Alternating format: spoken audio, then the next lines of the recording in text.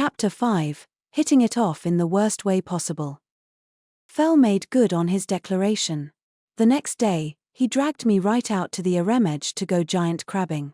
Sway grew itself once more so we could all ride on its back, and we spent the whole day drifting along the river, searching it up and down. Our efforts bore fruit, thankfully, and we went home with 3 more mad berserker crabs, though none of them fell into the semi-truck size category. Even though they were smaller than the first crab we'd found, everyone was satisfied with our haul. They weren't exactly easy monsters to find, so securing 3 was a great success. We also expanded our supply of freshwater fish, so it was a pretty productive trip from my perspective as well, though that didn't change the fact that spending all day on the river left me in a state of exhaustion. Sway did its best to ferry us around, and I didn't want to be ungrateful, but I was also beyond relieved to feel solid land beneath my feet again at the end of it all. I took it easy the day after, lounging around in my rented house until a little before midday. Then, after making lunch, I set out for the Adventurers Guild. Said lunch, by the way, had consisted of saucy dungeon pork steak bowls. I had wanted to fry up some Aremedge megalodoras, the fish we'd caught that bore a strong resemblance to catfish, but my familiars had demanded non-fish meat, so my plan had gone right out the window. The pork bowls I had served them were topped with a thick sauce made from soy sauce, sake, mirin, sugar, and minced garlic, and the gluttonous quartet had earned their title all over again by asking me to make one serving after another. My new magic stove had already proven its worth, and then some. Anyway, after we finished our meal, we headed to the guild. My familiars had decided to accompany me, as usual, mostly since they didn't have anything better to do. Sway was riding Fell on one side of me, and Dora-chan was riding Gun on the other. Everyone else on the street, meanwhile, was giving us a very wide berth. I knew that it was only natural for them to react that way, but, well, hearing a little kid shout, "Wow, look! A big wolf and a dragon. I wanna pet them," only for their mother to hush them and tell them not to look at me well, it didn't feel nice, that's for sure. And, I mean, Fell and Gun looked terrifying, but when all was said and done, they were both way more interested in filling their stomachs than terrorizing townsfolk, and were perfectly pleasant to be around once you got to know them. Before long, the Adventurers Guild came into view. "We're going to be receiving the meat from the alligator today, aren't we? I find myself rather excited to taste it," Gun said with a smile. "Gen, I know you don't mean to come across as threatening, but the locals can't tell the difference between a dragon smiling and baring its teeth. You're terrifying them, so please stop." "Yes, indeed. Tonight, we shall dine on alligator flesh." "Same to you, Fell. This'll be my first time trying gator too. Can't wait." Sway's so excited. "Stop jumping around like that, guys. Can't you see how confused all the townspeople look?" I did my best to hustle my familiars into the guild before they sent the street into a total state of chaos. "Your monster extermination rewards come out to 200 gold coins for the mad berserker crab, 135 gold for the kelpie, and 170 gold for the black tyrant alligator. As for the materials we'd like to purchase." Upon arriving at the guild, I had been quickly ushered into the guildmaster's office, where Orson was now enumerating how much I'd be paid for the quests I had taken care of and the monster parts he wanted to buy from me. He was willing to pay top dollar for the hides of the kelpie and the black tyrant alligator in particular, and the final sum came out to 650 gold in total. At the end of his explanation, he asked me if I'd be willing to take my payment in larger forms of coinage, which was more or less business as usual for me, so I accepted without protest. "In that case, here you are. This should be the full sum, but feel free to confirm," Orson said as he passed me a hefty sack. I peeked inside and found that it was filled with the same sort of large gold coins I'd been seeing an awful lot of lately. I pulled them out and quickly counted them up, for formality's sake. 1, 2, 3, 4, yup, that's 6 to 5 large gold coins, all right. Part of me wished that he had paid in normal gold coins, since they were much less of a hassle to spend, but at least this was better than getting paid in platinum. Those coins were a humongous headache to actually use, if it was even possible to use them at all. Let's not even get started on the fact that I've been handling sums of money on this scale so often lately, It doesn't even faze me anymore. Ha ha ha. All right, everything seems to be in order, I said. Then, as I was sweeping the coins back into their sack, a question occurred to me. So, just out of curiosity, is the nobleman-turned-adventurer who provoked the mad berserker crab still in town? Orson's description had made the guy sound like a pampered little princeling with a major attitude problem, so if he was still around, I wanted to go out of my way to not run into him. My familiars followed me pretty much everywhere, of course, so I had a hard time imagining him causing any real trouble for me, but you could never predict the creative ways in which genuine morons like him could ruin your day. A certain cult certainly proved that beyond a shadow of a doubt not too long ago. No, he's long gone. He fled the area at the first opportunity, leaving us to clean up his mess, Orson said with a heavy sigh. Yeekers. My condolences. The fact that the crab was no longer an issue probably helped a little, of course, and the fact that I wouldn't have to deal with someone as obnoxious as the nobleman in question was a load off my mind. While we're on the subject, about the mad berserker crab, Orson said, a little hesitantly. He'd been very interested in its shell, so I could more or less imagine what he wanted to ask. Unfortunately, he was going to be disappointed. We already ate it, I explained. It turns out that those crabs are really good boiled, for whatever that's worth. Indeed, it was quite serviceable. I have tasted far worse. That crab's flavor exceeded my wildest imaginings, and we were lucky enough to hunt down 3 more, as well. I'm a crab fan now, that's for sure. The crabby was super yummy. All of my familiars felt the need to chime in at the mention of the crab. Dora-chan and Sway did so telepathically, so Orson didn't hear their comments, but since Fellengen spoke out loud, he definitely didn't miss their input. So you really did eat it, in the end? And you boiled it, of all things, Orson said, his shoulders slumping with disappointment. Huh? Is there something wrong with boiling them? I asked. Mad berserker crab shells are rather tricky materials to handle, he explained. They have to be treated before you apply any significant amount of heat to them. Otherwise, they become exceptionally brittle.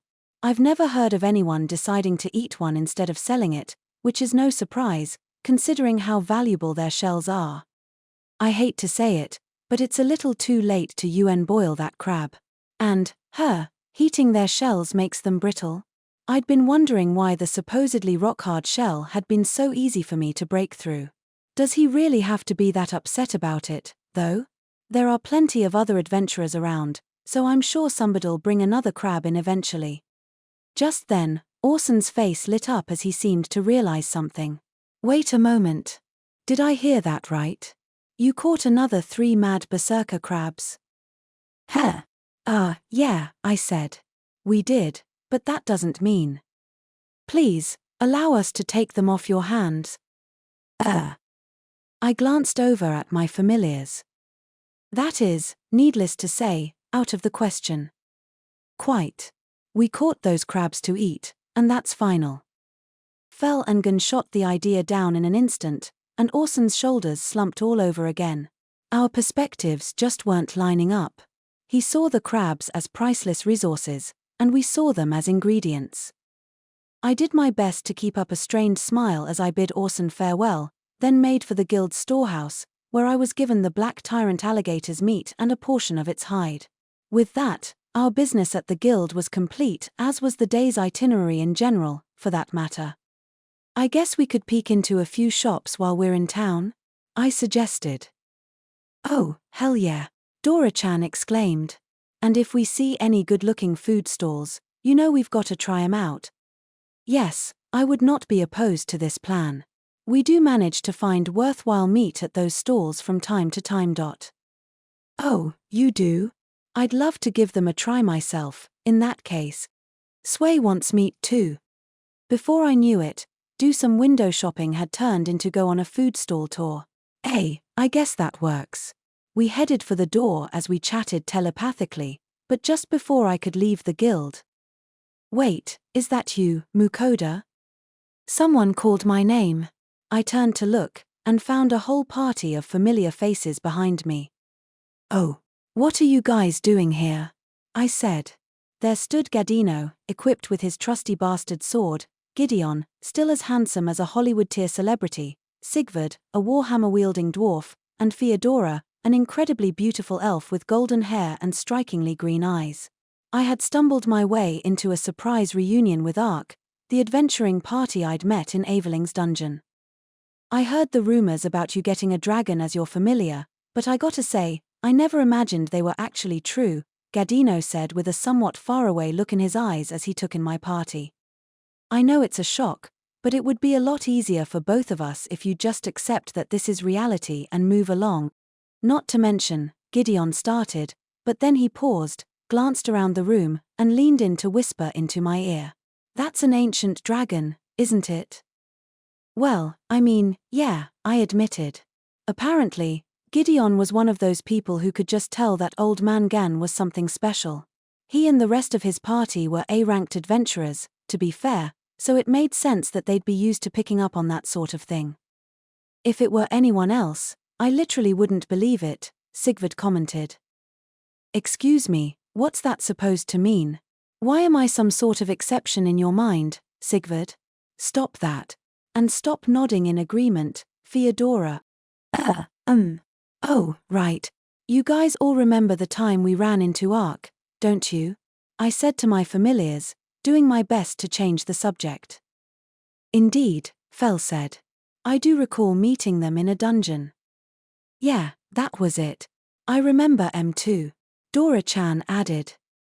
We had dinner together, Sway noted. That's right. And this is Old Man Gan, my newest familiar. We hadn't met him yet when we ran into you guys, I said, turning back to Ark and trying my best to dispel the awkward atmosphere with a quick introduction. I have no interest in any humans other than you, my liege, Gan grunted dismissively. Gen, you can't just say stuff like that out loud, I yelped. Arg, too late. Just look how uncomfortable they all look now. Come on, Gen, you're the oldest person here by a mile, so you should be the most capable of being tactful. The situation was more awkward than ever. I desperately searched for a way to turn things around. AR, I know. Why don't we go sit down and have a chat? I finally suggested. The members of Ark took me up on it, and we made our way to the Adventurers Guild dining hall. I sipped the ale that I'd ordered, which had arrived lukewarm as we restarted our conversation. So, what brings you to Ronkainen, Mukouda? Gadino asked. It's a long story, I said, then gave him and his party members the rundown on how my magic stove had gotten destroyed, and how I'd made my way to Ronkainen in the hopes of finding a new one. I left out the part where we had stopped along the way to level the church of Rubenorf's main temple, needless to say. Uranos, he says, Gadino sighed. Sounds like you're still managing to find your way to the most outrageous places on the continent, Gideon commented. Course, a place like that is probably nothing for you and your crew, Sigvard said. Would you please stop looking at me like that? You're exasperated, I get it. And for the record, I told them not to take me there. Didn't you clear the Bricks dungeon too, just a little while back? Gideon said. Gadino and Sigvard muttered about having heard similar rumors as well. I did, yeah, I said. My familiars really wanted to take it on, so I couldn't exactly say no. Dungeons were perhaps the only thing my familiars valued as highly as they did their meals. As it happened, the teleportation stone I'd used to skip the first several levels of the Bricks dungeon had been given to me by none other than the members of Ark. I chuckled as the thought struck me, and took a bite of the crab and cream croquette that I was eating.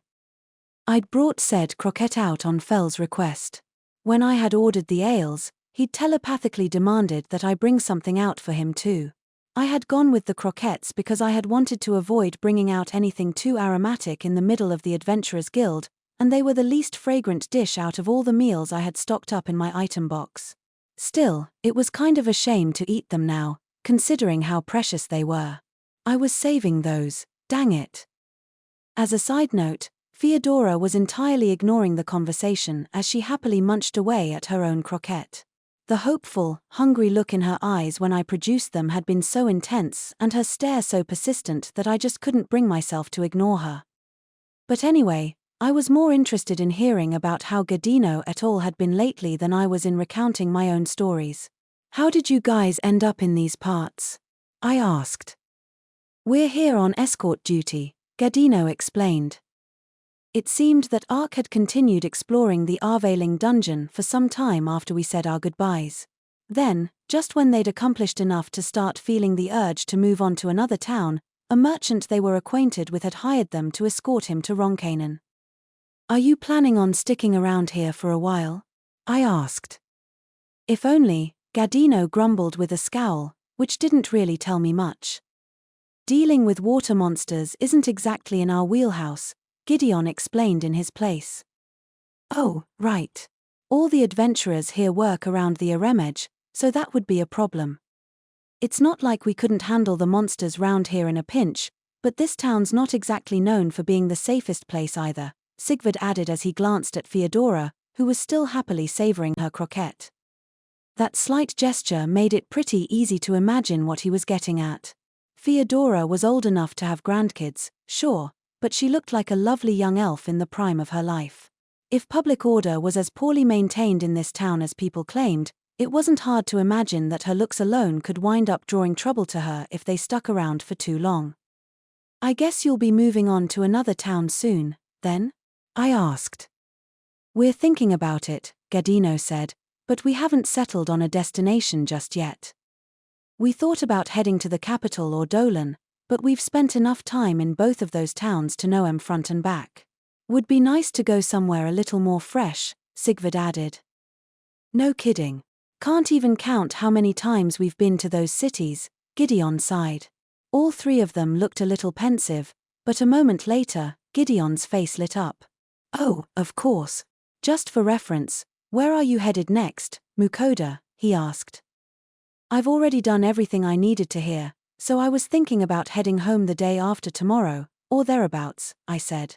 I'd obtained the magic stove that I had come here for, so I figured I'd do my usual donations tomorrow, then head back to Carolina the day after. Chem? That's weird. Why do they look so confused? Did I say something strange? Home. Gadino, Gideon, and Sigvard repeated in unison. Yeah. Oh, right, I ended up buying a house in Carolina a little while after the last time we saw each other, I explained. Seriously? He's got a base of operations now. If I wasn't jealous already, I sure am now. I have to admit, the envious gazes I was getting from most of ARC's members made me feel just the slightest sense of superiority. I took their reaction to mean that it was pretty rare for adventurers to own their own homes. In my case, of course, it was all thanks to my familiars bringing in such hefty paychecks for me. Oh, I know. Why don't you all come back to Carolina with me? I suggested. There's more than enough room for you to stay at my place, so you wouldn't need to bother renting rooms at an inn, and it's a really nice town.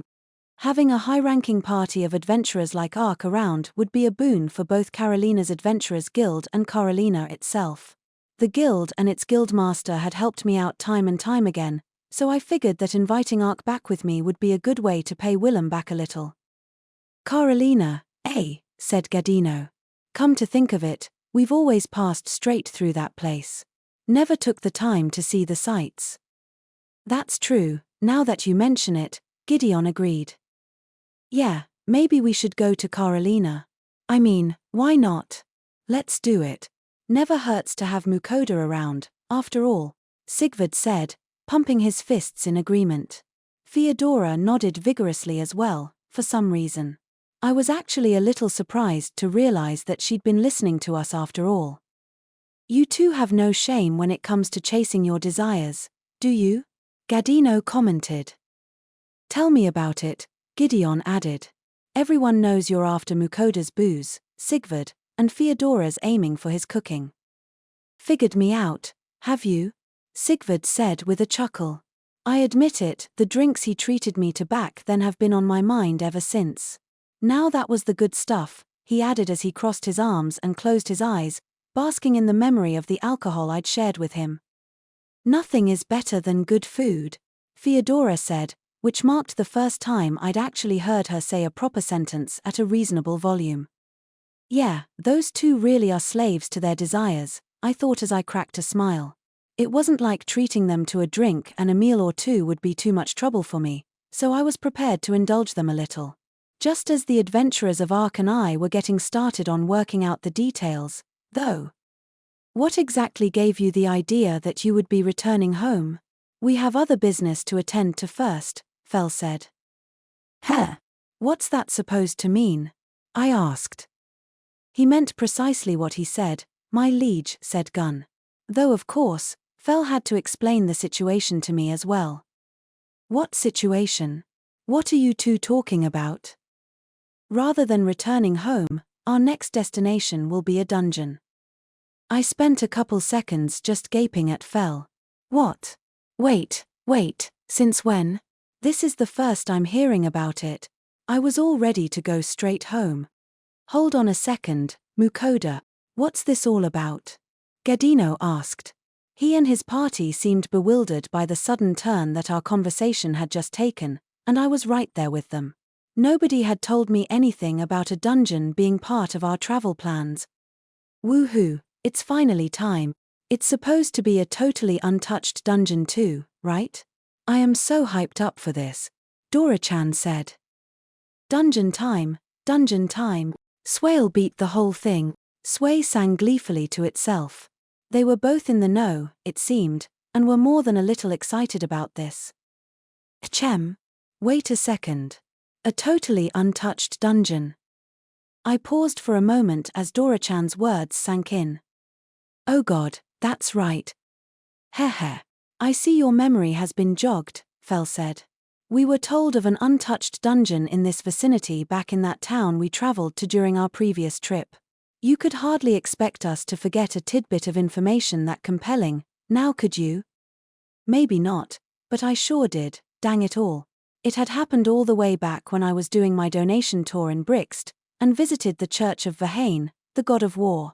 His worshippers had told me about a supposedly untouched dungeon that existed somewhere in the cluster of small, constantly warring nations that bordered Leon Hot. Those so-called small nations are nearby, are they not? Fell pressed with a smirk that showed off his razor-sharp canines. Oh, great. I can already tell that he's not gonna take no for an answer.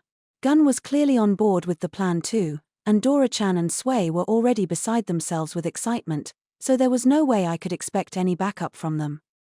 A dungeon in the border states, huh? Gadino said thoughtfully. And an untouched one, to boot, Gideon added. Who knows what sort of loot could be sleeping away in a place like that, Sigvard mused. And what sort of delicious ingredients, Theodora noted. The adventurers of Ark had been listening in, apparently, and had put together the pieces well enough to get a grasp of the situation.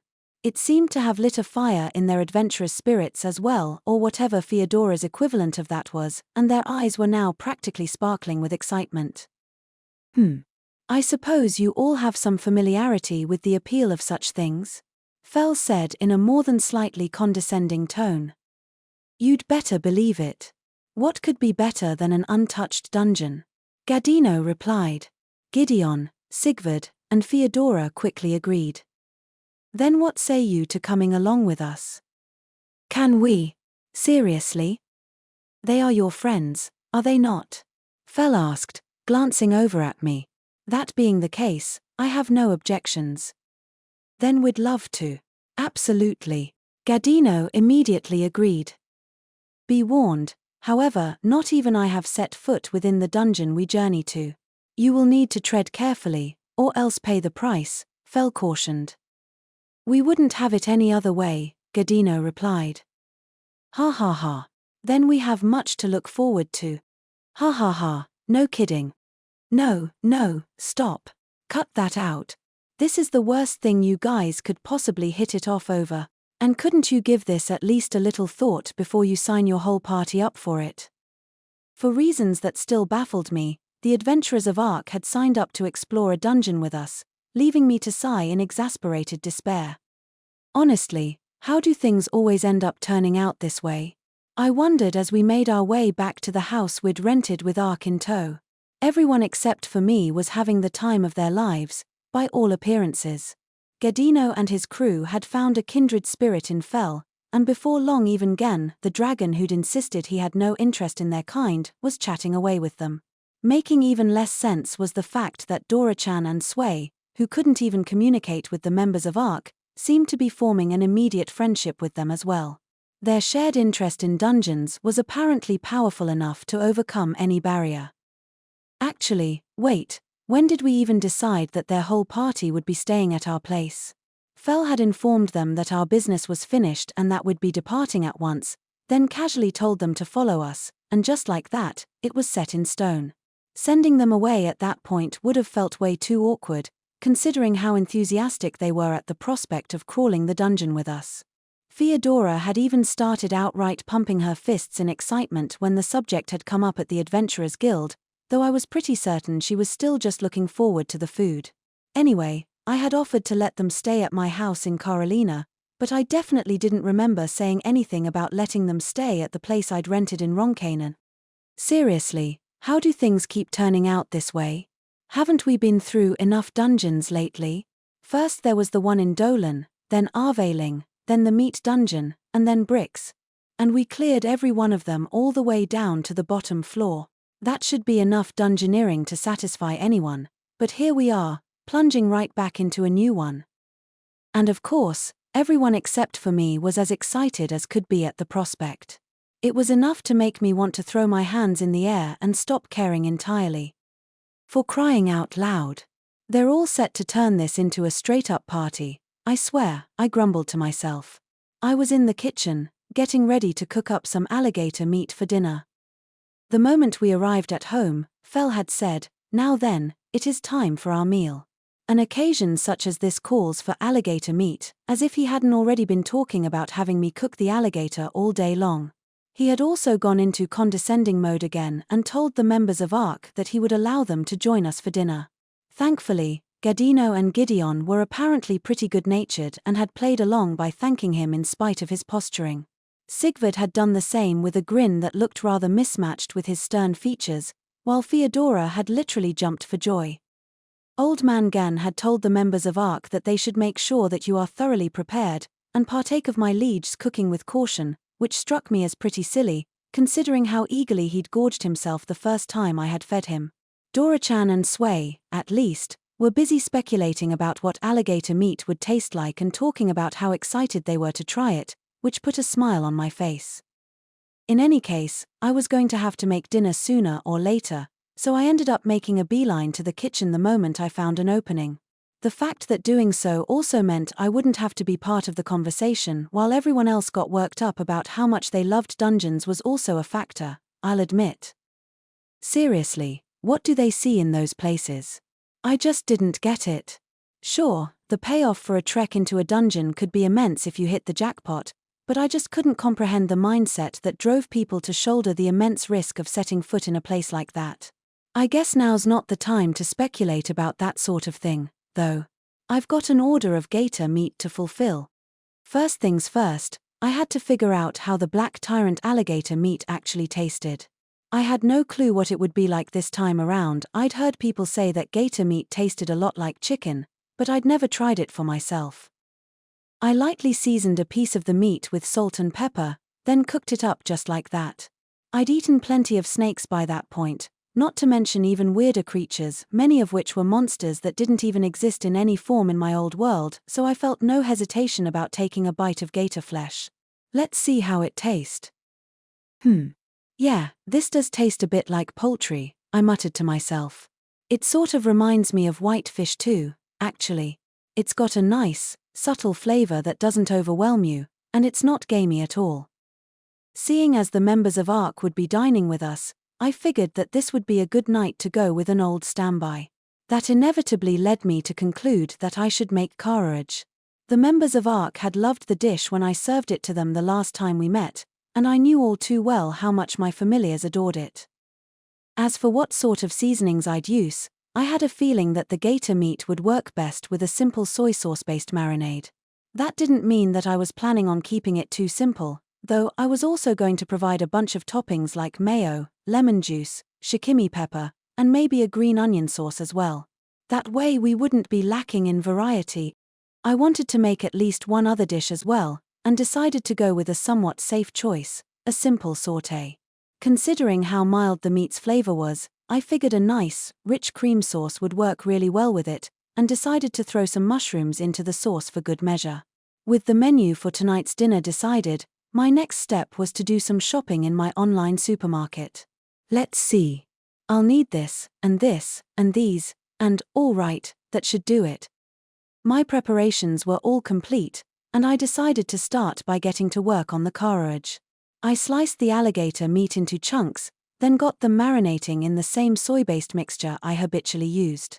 It would take a while for the flavor to soak in, and in the meantime, I pivoted over to the carrage toppings and the alligator sauté. The green onion sauce I had decided to make was an incredibly easy recipe. I just finely chopped some green onions, put them in a bowl, and added some minced garlic and ginger. You can find minced garlic and ginger sold by the jar in supermarkets sometimes, and those work perfectly well if you don't want to do it yourself. Next up, I added vinegar, soy sauce, water, sugar, and sesame oil, then thoroughly mixed all the ingredients together. I had decided to use black rice vinegar this time, which would give the sauce a rather mellow sort of acidity, but it is possible to use a different kind if you want to change up the flavor. That wrapped up the green onion sauce, so I moved right along to the sauté. I got to work preparing the two types of mushrooms I'd be using first. I broke up the shimeji mushrooms I had bought, cutting off their roots and separating their stalks, then thinly sliced the white mushrooms lengthwise.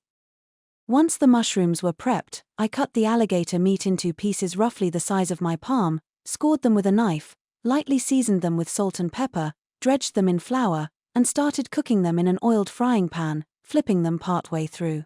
Then, when both sides of the alligator meat were browned, I removed them from the frying pan again so I could prepare the sauce. Less fat had rendered out of the meat as it browned than I'd expected, so I didn't even bother wiping the pan. I just threw in a pat of butter, followed by all the mushrooms once the butter was melted. I stir-fried them until they were soft, seasoned them with salt and pepper, and then stirred everything together for just a little longer before adding the white wine. I let the wine simmer for a moment to cook off its alcohol, then added a bit of heavy cream and some chicken stock granules, keeping it simmering until it started thickening up. Last but not least, I tasted the sauce and fine-tuned its flavor with a bit of extra salt and pepper. With that, my mushroom cream sauce was good to go. I sometimes like to add a little powdered cheese as well, which made the sauce even richer and creamier, but I didn't bother this time. All I had left to do was dish the sautéed alligator out and top each piece with an ample scoop of the sauce. That should do it. Sautéed alligator topped with mushroom cream sauce, order up. I had to pat myself on the back as I looked over my work. Thanks to the benefits of my solitary chef title, I had managed to make an incredible number of servings of alligator sauté, which I stored away in my item box to keep them hot while I finished up the carrage. I decided to double fry them this time for that extra bit of crunch, with the oil at a higher temperature for the second stage of frying. I fried batch after batch after batch, until I was left with a towering pile of golden brown carrage. All right, that ought to be enough. I think I'm all ready, I said as I moved the carrage into my item box, then headed back into the living room, where my gluttonous quartet, and also Fyodora, actually, were waiting for their meal with palpable impatience. Okay, everyone, dinner's served. I knew very well how much my familiars would eat, so I filled their usual deep dishes with massive helpings of alligator sauté, and gave each of them a mountain of carrage on a large plate as well. For myself and Ark, however, I went with individual servings of sauté, but served the carrage on a big dish between us, family style. I also bought a bunch of dinner rolls from my online supermarket, which I put on the table in a basket for people to grab whenever they felt like it. I didn't forget the lemon wedgies, mayo, shikimi pepper, and green onion sauce for the carrage either, of course. Tonight's meal features meat from a black tyrant alligator, I explained. I used it to make a sauté, and a bunch of carrage too. Enjoy. My familiars had already started chowing down before the words even left my mouth. Ah, yes. Carrage is truly delicious. Indeed. And the meat with the white sauce on top of it is pleasing in its own right. I know, right? The sauce is crazy rich, and it works incredibly with the gator meat. They're both really, really yummy. Looks like going with an old standby was the right choice after all, I reflected. Oh, I almost forgot. I have a bunch of sauces and stuff for the carriage this time, if you want to try them. Say these things before you serve us, snarled Fel, who was already licking his plate clean. Oh, come on. It's not like you're not gonna ask for seconds anyway. I demand seconds. What'd I tell you? Yes, good, and with sauce as well, Fel ordered as I prepared his second helping. Mayo and carriage were a classic combo, so I decided to start him off with that. Gan, Dora-chan, and Sway all watched me put the plate together, of course, and all requested second helpings with mayo for themselves as well. Meanwhile, Ark's adventurers were savoring each and every bite of their meals with relish. They had seemed a little freaked out when I told them it was all made from black tyrant alligator meat, probably on account of it being an ultra-expensive luxury item, but after a little encouragement on my part, they had finally started eating. Of course, a certain elf had proved to be the exception to all of that yet again. Glutton that she was, she hadn't hesitated for a second to start piling up pieces of carriage on her plate. I wasn't quite finished treating them yet, of course. I bet that you'll be interested in this as well, I said as I brought out a large bottle of beer that I had already popped the cap off of, and set it down in front of Gadino, Gideon, and Sigvard. Oh, will we ever? Gadino said. You're one hell of a host, Mukouda, I've gotta say. No kidding. Thanks, Mukouda, Gideon agreed. I can hardly believe I get to drink your booze again. Talk about a blessing, Sigvard added. All three of them sounded overjoyed. I was feeling the urge to have a drink myself, so I decided to bring out a slightly fancy gift set of beer from Liquor Shop Tanaka's menu that I had been tempted by. It was one of the items that Agni regularly requested in her offerings, and while I usually wouldn't indulge quite that much on my own, a dinner party with guests felt like the perfect opportunity for a bit of a splurge. Theodora had ended up getting a glass of soda instead, by the way. Her elf senses must have tipped her off about the stuff while I was pouring the drinks my familiars had requested, and her persistent stare had once again pressured me into giving her a share as well. Considering how her face lit up after her first sip, it seemed pretty clear she was a fan. Now this is the good stuff, Gadino shouted after his first hearty swig of beer. It's beyond good, Gideon said. Good enough to make me wonder what the hell the slop we usually get at pubs is even supposed to be. I took a sip as well, and had to agree, it really was one heck of a brew. The beer's aroma was fantastic, and it had an incredible body as well. That was when I heard Sigvard gasp for breath. Another, he shouted as he slammed his glass to the table. Already? Gadino sighed incredulously. You could stand to slow down a little, Sigvard. Slow down? Are you kidding me? You can't take beer slow when it's this good. I mean, yes, it really is just that good, but that's exactly why you should slow down. You have to savor drinks like this. Oh, I'm savoring it, believe me.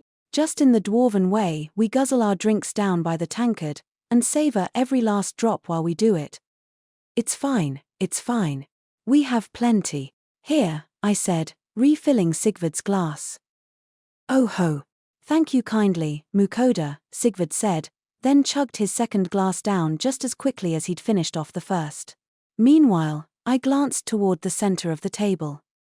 So, I know that you're busy savoring your beers, I said, but nothing goes better with a beer than some carriage, and if you don't move fast, you might miss your chance to have any.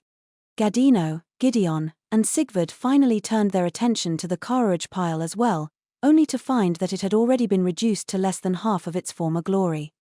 Damn it, Theodora, haven't you ever heard of restraint? Seriously. And stop shoveling them into your mouth with both hands. That's not allowed. You can't take all of it for yourself. Save some for us, for pity's sake. But Theodora, who was holding a fork in each hand, just kept shamelessly skewering and devouring piece after piece of carriage as quickly as she could claim them. Oh, for the Gadino side. Should have known better than to try to pry her attention away from food this good. Come on, guys. Let's get in on this before it's all gone.